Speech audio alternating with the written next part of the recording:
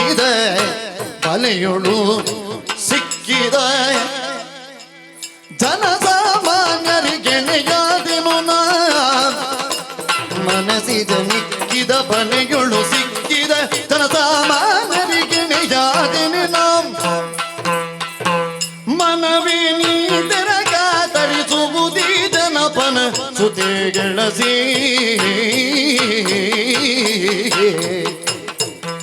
ಮನಸ್ಸಿದ ಮಿಕ್ಕಿದ ಬಲೆಯೊಳು ಸಿಕ್ಕಿದ ಜನಸಾಮಾನ್ಯರಿಗೆಣೆಯಾದೆನು ನಾ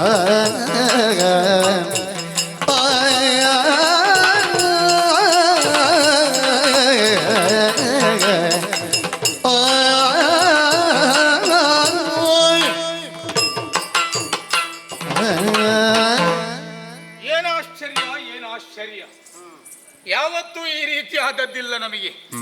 ಆದ್ರೆ ಇಲ್ಲಿ ಬಂದ ಕ್ಷಣ ಈ ರೀತಿಯಾದಂತಹ ಒಂದು ಅನುಭವ ಯಾಕಾಯ್ತೋ ಗೊತ್ತಾಗುತ್ತಾ ಇಲ್ಲ.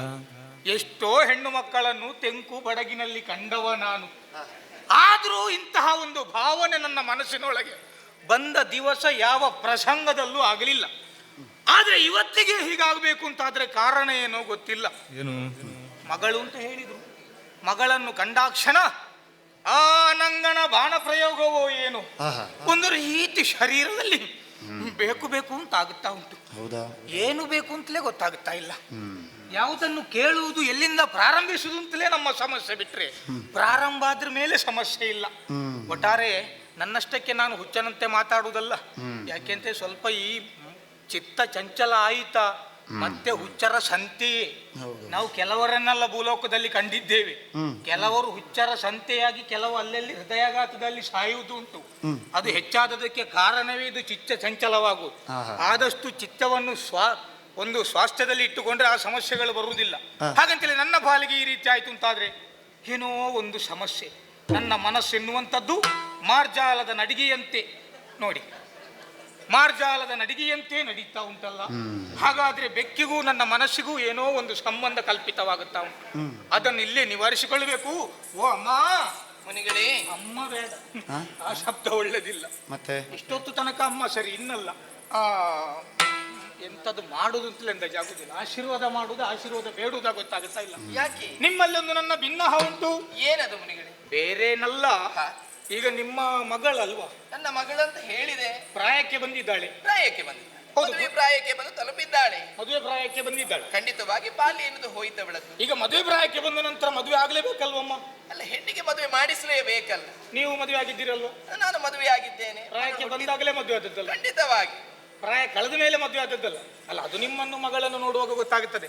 ಪ್ರಾಯ ಕಳೆದು ಮದುವೆ ಆಗಬಾರದು ಅಂತೇನಿಲ್ಲ. ಇಲ್ಲ ಇಲ್ಲ, ಕೆಲವರ ಜೀವನದಲ್ಲಿ ಸ್ವಲ್ಪ ತಡವಾಗಬಹುದು, ಕೆಲವರ ಜೀವನದಲ್ಲಿ ಸ್ವಲ್ಪ ಬೇಗ ಆಗಬಹುದು, ಕೆಲವರಿಗೆ ಮದುವೆ ಆಗದೇ ಇರಬಹುದು. ಹೇಳಲಿಕ್ಕಾಗ್ತದೆ. ನೀವು ಹೇಳಿದ ಮಾತನ್ನು ಒಪ್ಪಿಕೊಳ್ಳಬಹುದು. ಯಾಕೆಂತ ಹೇಳಿದ್ರೆ ನೀವು ಹೇಳಿದ್ರಿ ಅಂತ ಒಪ್ಪಿಕೊಳ್ಳಬಹುದು. ಯಾವಾಗಲೂ ಬಾಯಲ್ಲಿ ಹಲ್ಲಿದ್ದಾಗಲೇ ಕಡಲೆ ತಿನ್ನಬೇಕು ಅಂತ ಮನಸ್ಸಾಗಬೇಕು. ನುಡಿ ಉಂಟಲ್ಲಿ. ಹೌದು. ಮತ್ತೆ ಹಲ್ಲಿಲ್ಲದ ಮೇಲೆ ಕಡಲೆ ತಕ್ಕೊಂಡು ಪ್ರಯೋಜನ ಇಲ್ಲ. ನೋಡ್ತಾ ಇರಬೇಕಷ್ಟೇ. ಹೌದೌದು. ಅಲ್ಲ, ಆಗ್ತದೆ, ತಿನ್ಲಿಕ್ಕೆ ಆಗ್ತದೆ. ಕುಟ್ಟಿ ಪುಡಿ ಮಾಡಿ ಕುಡಿಬಹುದು, ಮಾಡ್ಲಿಕ್ಕೆ ಆಗುದಿಲ್ಲ. ಆದ್ರೆ ಅಗಿಯುವಂತಹ ರುಚಿ ಸಿಗುವುದಿಲ್ಲ. ಆ ರುಚಿ ಸಿಗುವುದಿಲ್ಲ. ಯಾವುದೇ ಒಂದು ಭೋಜನವನ್ನು ಮಾಡಬೇಕು ಅಂತಾದ್ರೂ ಅದರ ಬಿಡಿ ಬಿಡಿಯಾಗಿ ಸವಿಯನ್ನು ಉಣ್ಣುವಂತಹ ಸ್ವಭಾವ ಇರಬೇಕು. ಖಂಡಿತವಾಗಿ. ಹಾಗೆಂತೇಳಿ ನಾವೆಲ್ಲ ಅದನ್ನು ಹಾಗೆ ಮಾಡುವವರಲ್ಲ. ನಾವೆಲ್ಲ ಗೆಡ್ಡೆ ಗೆಣಸುಗಳನ್ನು ತಿಂದುಕೊಂಡು ತಪಸ್ಸನ್ನು ಆಚರಿಸ್ತಿರುವಂತಹ ಪರ್ವತ ಮುನಿ. ಖಂಡಿತವಾಗಿ. ಆದ್ರೆ ನೀವು ಹೇಳಿದ ಮಾತಿನ ಪ್ರಕಾರ ಈಗ ನಿಮ್ಮ ಮಗಳನ್ನು ನಿಮ್ಮನ್ನು ಒಂದು ಹತ್ತಿರದಲ್ಲಿ ನಿಲ್ಲಿಸಿ ನೋಡಿದ್ರೆ ಹೇಗೆ ಕಾಣುತ್ತದೆ? ಹೇಗೆ? ಒಂದು ಅಕ್ಕ ತಂಗಿಯಾಗೆ ಕಾಣುತ್ತದೆ. ಅಥವಾ ನೀವು ಮಗಳು ಅವಳಮ್ಮವ ನೀವು ಮಗಳು ಅಂತ ಹಾಗೆ ಕಾಣುತ್ತದೆ. ಅದು ಮಕ್ಕಳನ್ನು ಬೆಳೆಸುವ ವಿಧಾನದಲ್ಲಿ ಇರ್ತದೆ. ಅಲ್ಲ, ಈ ಒಂದು ಅದೌದು ಬೆಳೆಸುವ ವಿಧಾನದಲ್ಲಿ ಇರ್ತದೆ. ಮತ್ತು ಇತ್ತೀಚೆಗಿನ ದಿವಸಗಳಲ್ಲಿ ಕೆಲವು ಸಮಸ್ಯೆ ಆಗುತ್ತದೆ. ಹೇಗೆ? ಈ ತಾಯಿ ಮಗಳು ಒಟ್ಟಿಗೆ ಬರುತ್ತಿರುವಂತಹ ಸಂದರ್ಭ ಒಂದೇ ಒಂದು ಪ್ರಶ್ನೆ ಎರಡು ಪರಿಣಾಮ ಕೊಡ್ತದೆ. ಹೇಗೆ? ಇದು ಹತ್ತಿರದಲ್ಲಿರೋದು ನಿಮ್ಮ ತಂಗಿಯ, ಹೇಗೆ ಹತ್ತಿರದಲ್ಲಿರೋದು ನಿಮ್ಮ ತಂಗಿಯ ಅಂತ ಕೇಳಿದಾಗ ಅಲ್ಲಿ ತಾಯಿಗೆ ಪರಮಾನಂದವಾಯಿತು. ಹೌದೌದು. ಸ್ವಲ್ಪ ನನ್ನ ಯೌವನ ಇನ್ನೂ ಉಳ್ಕೊಂಡಿದ್ದೇನೆ, ಮಗಳಿಗೆ ಬೇಸರ, ಆತ್ಮತೃಪ್ತಿ. ನಾನು ಅಷ್ಟು ಒಂದು ಪ್ರಾಯ ಹೋದಾಗೆ ಕಾಣುತ್ತೇನೆ ಅಂತ ಒಂದೇ ಶಬ್ದ ಎರಡು ಪರಿಣಾಮ. ಖಂಡಿತ ಖಂಡಿತ ಹಾಗಾಗಬಾರ್ದು. ಈಗ ಮಗಳನ್ನು ಹೇಳಿದ ನಂತರ ನನ್ನದೊಂದು ಭಿನ್ನ ಉಂಟು. ನಿಮ್ಮ ಏನು ಮುನಿಗಳೇ? ನನಗೆ ಒಂದು ಮಾತು ಕೊಡಬೇಕು. ಮಾತು ಕೊಡಬೇಕು. ನನಗೆ ಇಷ್ಟು ದಿವಸ ಇಂಥ ಅನುಭವ ಆದದ್ದಿಲ್ಲ. ಮುನಿಗಳೇ, ನಿಮ್ಮನ್ನು ಕಾಣುವುದೇ ನನ್ನ ಸೌಭಾಗ್ಯ ಎನ್ನುವುದಾದ್ರೆ ನೀವು ಕೇಳಿದ್ದನ್ನು ಕೊಡುವುದಿಲ್ಲ ಅಂತ ಆಡ್ಲಿಕ್ಕೆ ಉಂಟೆ ಹೇಳಿ? ಹೌದಾ? ಹ್ಮ್. ನನ್ನನ್ನು ಕಾಣುವುದೇ ನಿಮ್ಮ ಸೌಭಾಗ್ಯ ಅಲ್ಲ? ಹೌದು. ಆ ಭಾಗ್ಯದಲ್ಲಿ ಹ. ಇದನ್ನೂ ಒಂದು ಸೇರಿಸಿಕೊಳ್ಳಿ. ಖಂಡಿತವಾಗಿ. ನಿಮ್ಮ ಮಗಳನ್ನು ಹ. ಮದುವೆ ಆಗಬೇಕು ಎನ್ನುವಂತ ಆಸೆ ನನಗಾಗಿದೆ. ನಿಮ್ಮ ಮಗಳನ್ನು ನನಗೆ ಮದುವೆ ಮಾಡಿ ಕೊಡಬಹುದೇ? ಸತ್ಯವೇ ರಾಣಿತ ನುರಿದಳು ಮಾನ್ಯ ಮುನೀಂದ್ರರೇ ಮಾನ್ಯ ಹೋ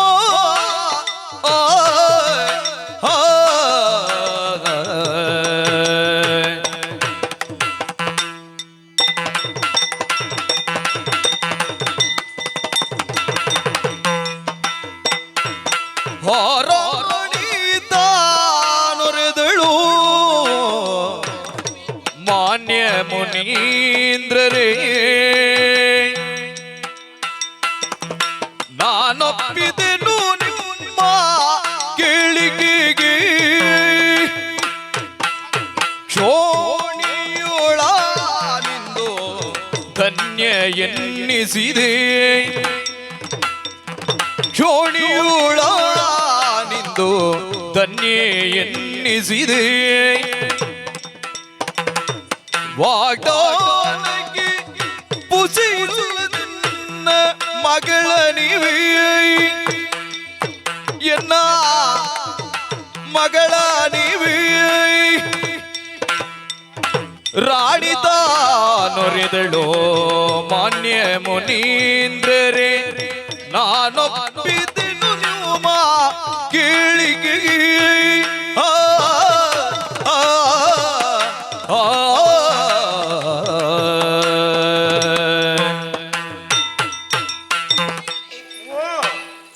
ನೀವು ಆಡಿದಂತಹ ಮಾತು ಸತ್ಯವೇ ಇದು.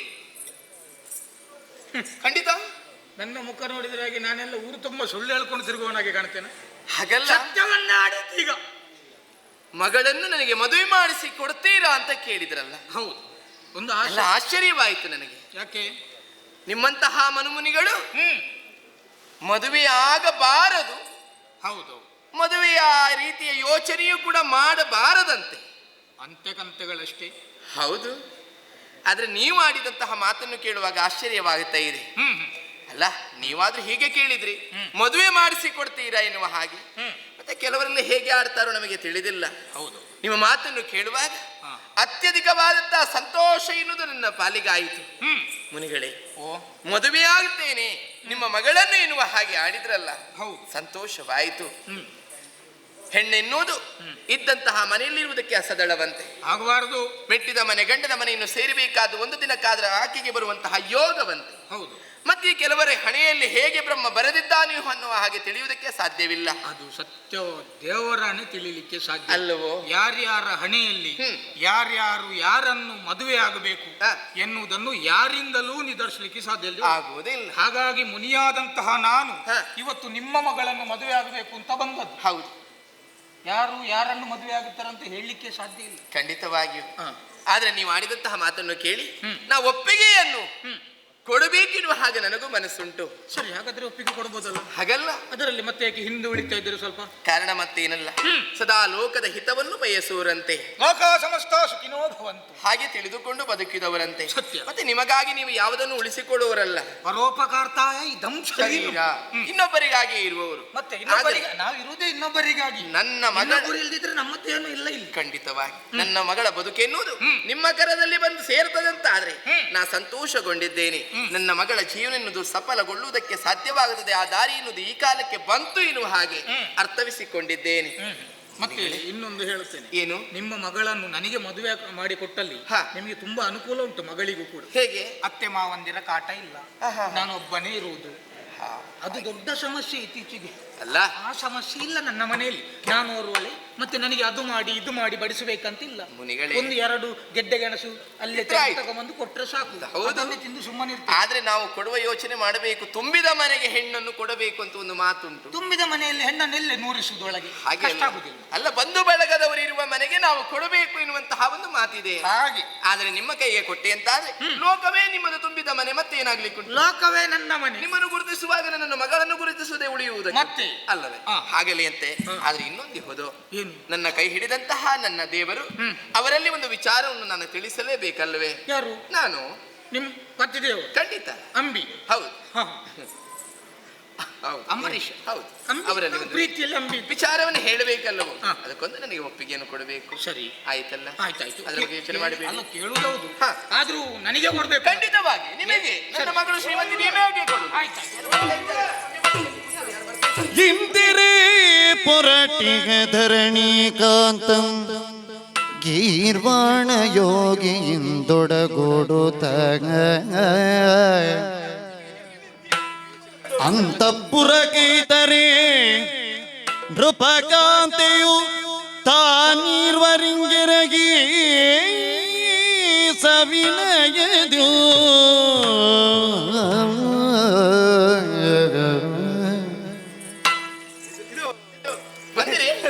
ನಿಂದಿರಲು ನೃಪ ಕಾಣುತ್ತ ಮುನೀಂದ್ರ ಪರ್ವತಂಗೆರಗಿದನು. ನೃಪ ಕಾಣುತ್ತ ಮುನೀಂದ್ರ ಪರ್ವತಗೆರಗಿದನು. ನಾರಂದನಂದವ ಬಣ್ಣಿಸಲಿಕಾರಿಂದಲಳವಾಗ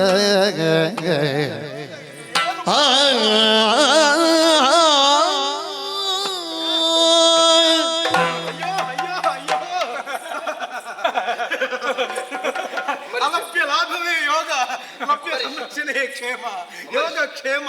ಇವರು ಯಾವಾಗ್ಲೂ ಹೀಗೆ, ಇವತ್ತು ಮಾತ್ರ ಇಲ್ಲ ಇಲ್ಲ, ನಿಮ್ಮಂತವ್ರು ನೋಡುವಾಗ ಹಾಗೆ. ಛೆ, ಅಂಬರೀಷ್ ಅಂಬರೀಷ ನೀನು ನನ್ನಲ್ಲಿ ಹೇಳಿ ಬಂದದ್ದು ಏನು ಅಂತ? ಹೆಂಡತಿ ಅಂತಃಪುರಕ್ಕೆ ಕರ್ಕೊಂಡೋಗಿ ಮಾತಾಡಿಸ್ತೇನೆ ಮದುವೆ ವಿಷಯ. ಅಂತಃಪುರದಲ್ಲಿ ಗಂಡಸರು ಯಾರದು? ಅಯ್ಯೋ, ಇವರು ನಿಸ್ಪೃಹರು, ಸರ್ವಸಂಗ ಪರಿತ್ಯಾಗಿಗಳು, ನಿಮ್ಮ ಅಳಿಯ. ನಾನು ನಿನ್ನಲ್ಲಿ ಅವನ ಬಗ್ಗೆ ವರ್ಣನೆ ಮಾಡು ಅಂತ ಹೇಳಿದ್ದಲ್ಲ. ಅಲ್ಲ, ಗಂಡಸ ಯಾರು ಅಂತ ಕೇಳುವಾಗ ಗಂಡಸು ಅಂತ ಹೇಳಲಿಕ್ಕಿದ್ದದಲ್ಲ. ಇವರು ಪರ್ವತ, ಇವರು ಗಂಡಸ. ನನಗೆ ಗಂಡಸ ಅಲ್ವಾ? ಛೆ, ನಾರದನ ಬುದ್ಧಿಯನ್ನ ಸರಿ ತೋರಿಸ್ತಾ ಇದ್ದಾನೆ. ಯಾವುದೇ ಒಂದು ಕುಟುಂಬವನ್ನು ಸರಿಯಾಗಿ ಮಾವ ಅಂತ ಹೇಳುವುದಕ್ಕೆ ನಿನಗೇನು ನಾಲಿಗೆ ಹೇಳ್ತಿದ್ದ? ಅದು ಭಾವ ಅಂತ ಹೇಳಲಿಕ್ಕೆ ಆ ಭಾವನೆಯನ್ನು ಇಟ್ಟುಕೊಳ್ಬೇಕು. ಈಗ ಗಂಡ ಹೆಂಡತಿ ಮತ್ತೆ ಬೆಲೆ ಗೊತ್ತುಂಟ? ಗಂಡ ಹೆಂಡತಿ ಅನ್ನೊಂದು ದೂರ ಮಾಡ್ಲಿಕ್ಕೆ ನೋಡುದ ಯಾರ್ಯಾರಿದ್ದಾರಂತೆ. ನೀವು ಸರಿ ಉಂಟು ನನ್ನದು. ಪರ್ವತ ನಾರದರು ಅಂತ ಹೇಳಿದ್ರೆ ಹೇಗೆ? ಮತ್ತೆ ಒಂದೇ ರಥಕ್ಕೆ ಕಟ್ಟಿದ ಎರಡು ಅಶ್ವಗಳ ಹಾಗೆ. ಅಶ್ವಗಳು ನನ್ನದು ಇಲ್ಲ, ನನ್ನದು ನಿಮ್ಮ ಅನ್ಯೋನ್ಯತೆ ಅನ್ಯೋನ್ಯತೆ ಇಲ್ಲ. ಅದು ಸ್ವರ್ಗಲೋಕದಲ್ಲಿ ಮುಗಿದಿದೆ. ಲೋಕ ಸಂಚಾರಕ್ಕೆ ಹೊರಡುವಾಗ ನೀವಿಬ್ಬರು ಒಟ್ಟಿಗೆ ಹೋಗುವುದನ್ನು ನಾನು ನೋಡಿ. ಈಗ ಅವ ಯಾಕೆ ಬಂದದ್ಯಾಕೆ ಅವ ಇಲ್ಲಿಗೆ? ನಾನು ಒಟ್ಟಿಗೆ ಹೋಗ್ತಿದ್ದೆ ಮೊದಲೆಲ್ಲ. ಕೆಲವರು ಕರ್ದಲ್ಲಿ ಇವ ಬರುವುದಿಲ್ಲ, ಹಾಗಾಗಿ ನನ್ನ ಹೆಸರು ಹಾಳಾಗುತ್ತದೆ. ಹಾಗಾಗಿ ನಾನು ಹೋಗುದಿಲ್ಲ. ಅವ ಕಾಯ್ತಾ ಇರ್ತಾನೆ. ಬೇಡ ಅಂತ ಹೇಳಿದಲ್ಲಿ ಮೊದಲು ಹೋಗಿ ಕೂತ್ಕೊಳ್ತಾನೆ. ನಿಮ್ಮ ಇಬ್ಬರದ್ದು ಸಮಸ್ಯೆ ಅಲ್ಲ, ನನ್ನದು ಆ ಸಮಸ್ಯೆ ಇಲ್ಲ. ನಾನು ಹೇಳ್ತೇನೆ, ನಾನು ಕರ್ದಲ್ಲಿಗೆ ಸರಿ ಹೋಗುದಿಲ್ಲ. ಅವ ಯಾರು ಕರೀತಾರೆ ಅಂತ ಕಾಯ್ತಾ ಇರ್ತಾರೆ. ಅದು ಹಾಗೆ ಏನು ಮಾಡುವ? ಯಾಕೆಂತ ಹೇಳಿದ್ರೆ ನನ್ನ ನೆನಪಾಗುವುದು ಯಾವಾಗ ಗೊತ್ತಾ ಕೆಲವರಿಗೆಲ್ಲ, ಯಾರೋ ಒಬ್ಬ ಒಪ್ಪಿಕೊಂಡು ಕೈ ಕೊಟ್ಟಾಗ ಆಪತ್ತಿನಲ್ಲಿ ಆಪತ್ ಬಾಂಧವನಾಗಿ ನಾನು ಅದನ್ನೇಂತೀಯ ಸ್ವಾಮಿ, ಸುಳ್ಳಲ್ಲ. ಇದು ಯಾವ ಪ್ರಕರಣ? ಗೊತ್ತಿಲ್ಲ ಅವನಿಗೆ, ಅದನ್ನೊಂದು ಹೇಳಬೇಕು ಹೇಳಿದ್ದು ವಿಷಯವ ಅದು ಒಂದು ಹಿಂದಿನದ್ದು ಕತೆ ತುಂಬಾ ಉಂಟು. ಅದ್ರಲ್ಲಿ ನಿಮಗೆ ಬೇಡ, ನೀವು ಈ ಪ್ರಸಂಗದ್ದು ಮಾತಾಡಿ.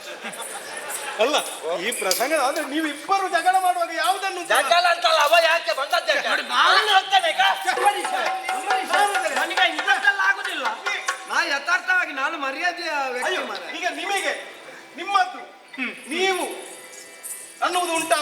ಅಮ್ಮ, ನಿಮ್ಮದು ಆತ್ಮಾಭಿಮಾನ ಉಂಟು ಅಂತ ಉಂಟಾ? ಉಂಟು ನನಗೆ ಉಂಟಾ? ಉಂಟು ಉಂಟು.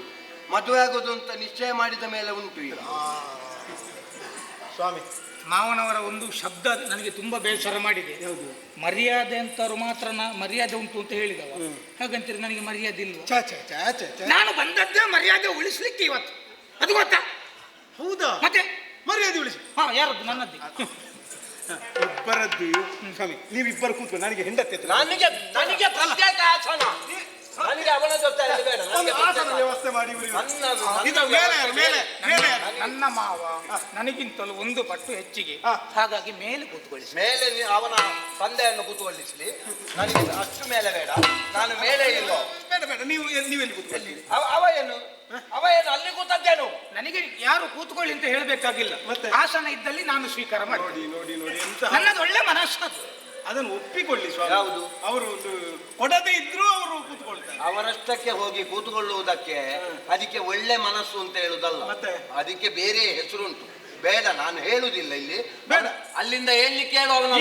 ಈಗ ನಿಮಗೆ ಬೇಕಾದದ್ದು ಅವ ಅಲ್ಲಿಂದ ಹೇಳಲಿಕ್ಕೆ ಹೇಳು. ಬೇಸರ ಇಲ್ಲ, ನಾನು ಉಪಯೋಗ ಮಾಡಿ. ನಿಮಗೆ ಸಂಬಂಧದಲ್ಲಿ ಅವರು ಮಾವ ಅಲ್ವಾ? ನಾನು ಉಪಯೋಗ ಮಾಡಿದ್ದಲ್ಲ, ಕೂತ್ಕೊಳ್ಳಿ. ನನಗೆ ಆಸನ ಇಲ್ಲ. ಇಲ್ಲೊಂದು ಇನ್ನು ಕೂತ್ಕೊಳ್ಳುವುದಿಲ್ಲ. ಅವ ಉಪಯೋಗಿಸಿದ್ದನ್ನು ನಾನು ಉಪಯೋಗಿಸುವ. ಬೇಡ, ನೀವು ಕೆಳಗೆ ಕೂತ್ಕೊಳ್ಳಿ. ಅದು ಕೂಡ ಅವ ಸಂಪೂರ್ಣವಾಗಿ ಉಪಯೋಗಿಸಿದ್ದಾನೆ. ಅದನ್ನು ನಾನು ಛೆ, ಸ್ವಾಮಿ. ಭಾಗವನ್ನು ಸ್ವಾಮಿ